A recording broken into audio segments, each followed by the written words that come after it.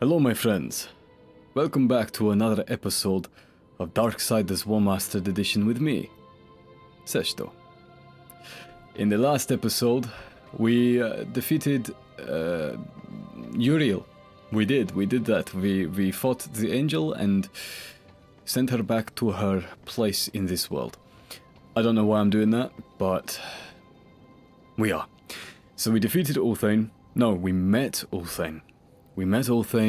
We did defeat Ulthane actually, and after a shooting gallery and proving ourselves worthy of being awesome, we now journey into the Hollows to find and execute the Griever. My sensitivity feels really low for some reason, but no matter, we keep going. This is getting very strange now. A long winding pathway, a long corridor. What's going to jump out at me? What secrets are hidden? Ah, right, yeah, the Hollows. Cool. I believe... Yes, okay. So we're about to meet the Griever, who is the second of the Chosen, and she's about to crash through that ceiling in 3, 2, 1, 0.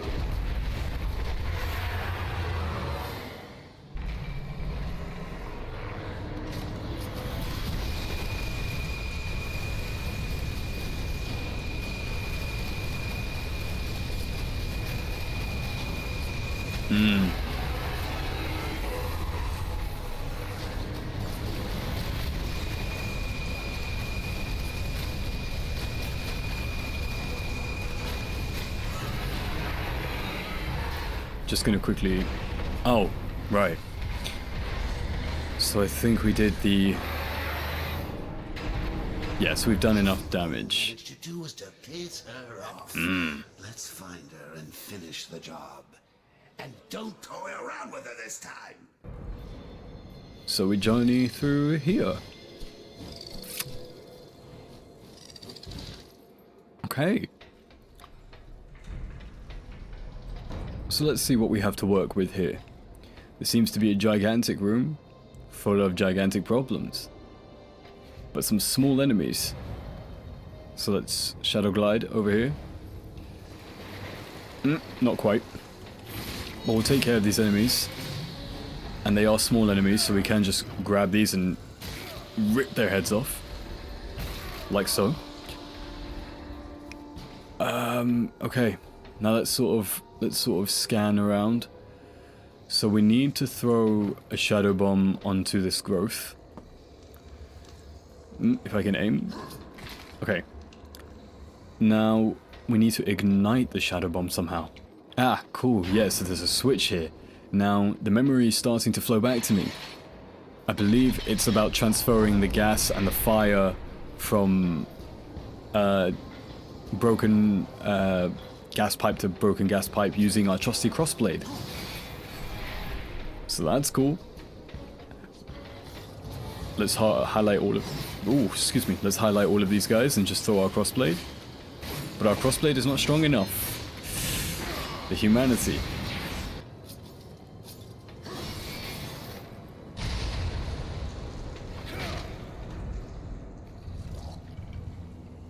Ooh. Secret enemies hiding in the shadows. Come to me. Are you hiding from me, my little ocelot? The soul's down here.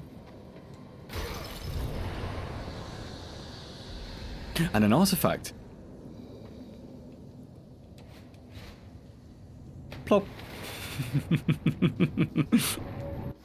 It does make me laugh how War is wearing basically half an armory and the biggest sort of crash he can make is a sploosh. I do find that quite just funny. Okay. Bit of parkour. And we're back up. Perfect. Okay, cool.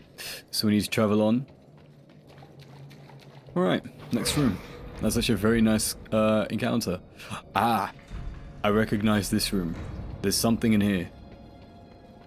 I think. Things in here. More enemies, of course.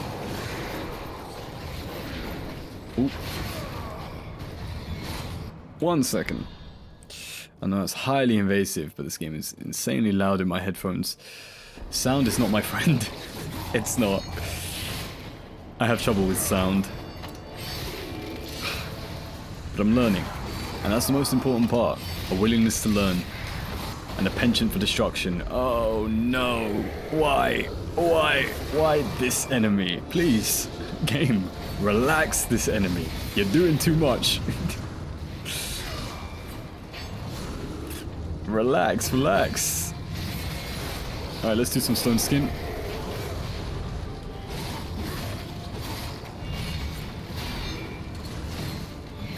Let's do this, do this. Do this, do that. And do a bit of this. Execution. Perfect. And another execution. Magnificent. Punch. Smack. Hit you with the palm and save the bag for your mom. That's how I like it. Okay. Dun-dun-dun-dun. Cool. So, in the hole that enemy left is a chest, and in that chest is actually quite defined. Abyssal armor piece. Right, so we should be at 5. Yep, halfway there. We should have, if everything goes on track, we should be able to have the Abyssal Armor just about before the final bit of the game. Which almost seems counterintuitive, but at least we'll have some of the game left to play with it on, rather than none of the game. It does suck though, because either way in the cutscenes, the Abyssal Armor doesn't really have a representation. It's purely cosmetic for gameplay. It would have been kind of cool if it was shown in cutscenes, but that's just not how this cookie has crumbled. It's wet, soggy, not very good, not nice at all. Just like all these things are not nice. Now from past experiences I remember there's a fan over there that we have to turn off. And we can only do that by coming under here, I believe. Here? Hello? Have I got the right room? Oh, doesn't matter. I found a chest. I found a weapon enhancement. I'm going to equip it. It's only right. It's only right to put it on the Reaper. More souls. Now, is it a passive or is it... Oh!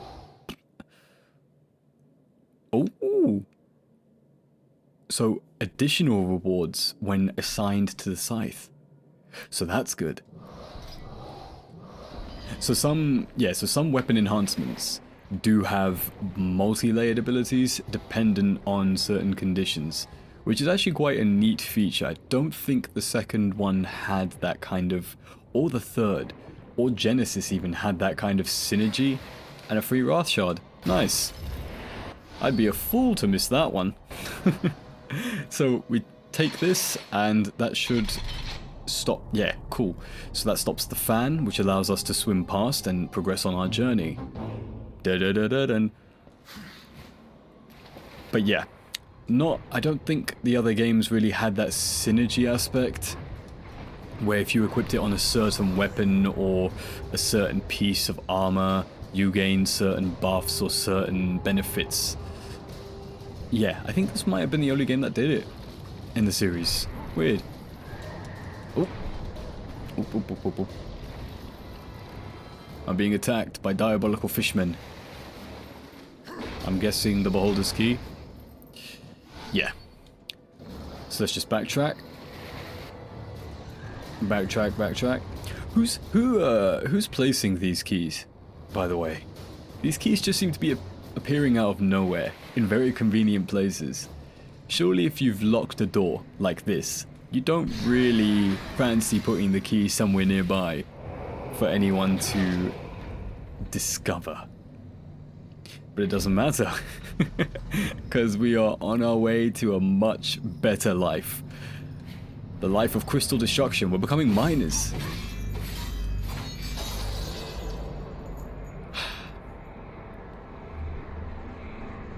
The Tremor Gauntlet. An artifact of immense power from an ancient time long forgotten. Summon the power of earthquakes. And let your enemies tremble with your seismic wrath. Right, here we go. So that replaces our crossblade for our whatchamacallit, our scythe for now. Which is kind of doo-doo, because we do have Reaper on our scythe to give us more souls, but it's okay. We'll make do for now. We're nothing if not adaptable, and that's the most important part of gaming, being adaptable. The good thing about these fallen enemies is that once you do a certain amount of damage, you basically can ride them and do a small bit of damage to any surrounding mini enemies. And that's always a benefit in case things are getting too hairy. And then once you're done, you jump off him. Almost like you're playing, what's that Crash game? Wrath of the Titans? Or Clash of the Titans? Similar to that. So, it's pretty fun. And we're gonna just Chaos Form it, I think. Yeah. So you can sort of see the similarities between these enemies and War's demonic form, or Chaos Form. There is a similarity. I feel that in this game, between this and Genesis, there were a lot of sort of revamps for War, considering this was a first run. I wouldn't be surprised if there were some things that the team looked back on and was like, maybe we don't like this. Like his Abyssal Armor. So his Abyssal Armor definitely changed from this game to Genesis. And quite frankly, I prefer this one. I do. There's something about the Genesis one that just looks too much. It's too much red. I am not a fan. But to each their own, some people like it. Regardless. Boom. Boom. Beholder's Key. So if I use the Tremor Gauntlet, you see now we have two big fists. You do not want to mess with this man when he is in a foul mood. You are going to get your chest caved in and your head will be split into 50 pieces. The giblets everywhere. Falling. Squishing. It's not a very nice experience. So similarly to like in Dark Souls 2, there is a sort of momentum shift ability for objects, and I believe, so now we have to transfer this lovely item. Because I believe that this place was a rail station. The Hollows might have been a rail station. Correct me if I'm wrong, but I believe that's how it was. Now, right, this way like that. And then from here, we're going to send it forwards. Okay, that's lovely. Now we will activate this to raise our platform.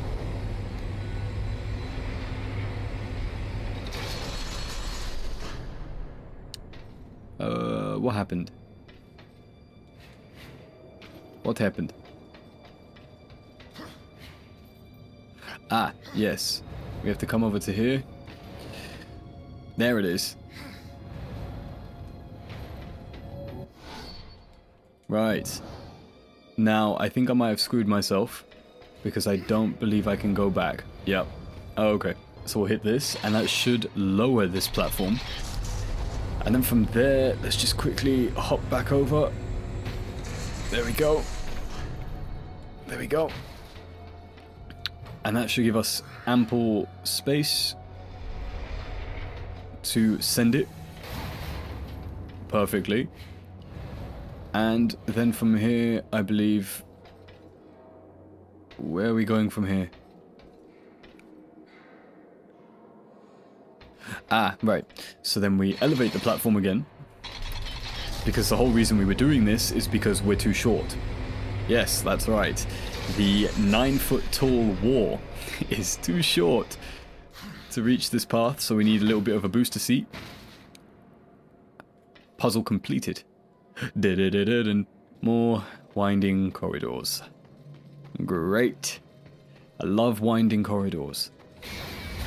I love them. Right, so we are now back in that main room where we took the detour to get here. And why did we need the Tremor Gauntlet in the first place? I'll explain. Settle in, kids. I'm about to teach. Behind this stalactite, you can see leaking water. This thing is blocking a whole section of just water from flooding in and basically flooding this place. So what we're going to do is release that water, and all that water will drain out, which is not what I thought it would do. I'll be honest with you, I did not think that's what it would do.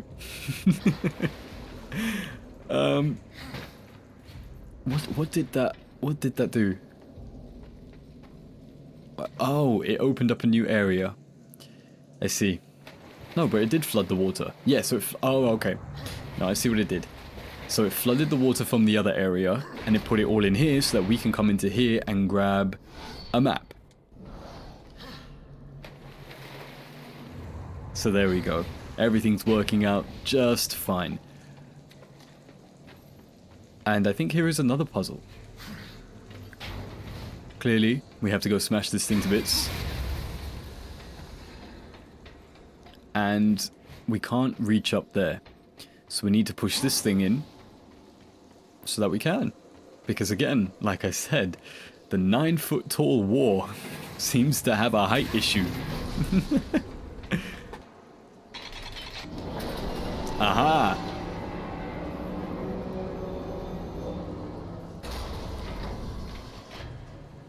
Aha, aha. So I need to move that back. Okay.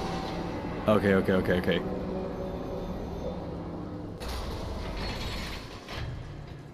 Do I need to move? I need to move this out of the way. So we'll take this and we'll just smash it over. So we can make space for this thing to come onto the platform. And then we'll move that to, I guess, help us get up to the growth. And then climb around and do whatever requires from that. Right? I think my brain is working. I do believe that I'm onto something here. But don't hold me to it. Have no fear, mother. I shall carry all of the groceries. So once again, with great effort, we pull it back into the proper, correct place that it is supposed to be in. Like so. Whew. Then, from here, we go up. Again. Up the sacred stairs of progression. We go to the switch, and we flip it. For the 6th time. The train moves over, and now finally, the moment we have all been waiting for, we punch the train to vent off some anger, and we have our path. Why that cutscene exists, I do not know. If we're already putting the train there, it makes sense that that's the only place we're going to go. A cutscene was not needed. At all. Like, it's basically the game saying you've done all the heavy lifting, but here's just where to go just in case. It's the only place you have to go, and you probably figured out you have to go there, which is why you put the train here, but we're gonna tell you anyway.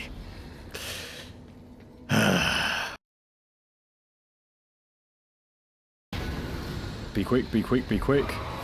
You've got time. You've got time. You've got time. You've got time. You've got so much time. 1, 2. Come on. You've got so much time. So much time. You're so handsome, dude. Oh, sugar me timbers.